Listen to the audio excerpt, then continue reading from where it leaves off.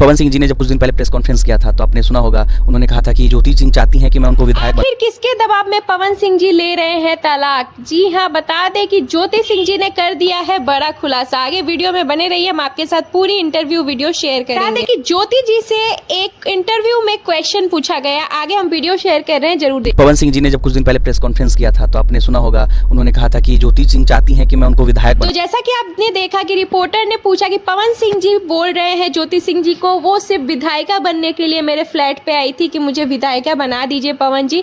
पर उसके रिप्लाई में ज्योति सिंह जी ने इंटरव्यू में क्या कहा, हम आपके साथ वीडियो शेयर कर रहे हैं, वो भी जरूर देखिए। मैं पवन जी की पत्नी हूँ और मैं उनको बहुत अच्छे से जानती हूँ। मुझे पता है वो शब्द पवन जी के नहीं थे। जैसा कि आपने देखा, ज्योति सिंह जी ने साफ जाहिर कर दिया कि ये पवन सिंह के वर्ड्स नहीं है, उनको किसी ने सिखाया है ऐसे बोलने के लिए, क्योंकि वो पवन जी की पत्नी है और वो अच्छे से जानती है कि पवन जी ऐसा उनको नहीं बोल सकते हैं। आपको क्या लगता है इस बारे में, कमेंट करके जरूर बताएं।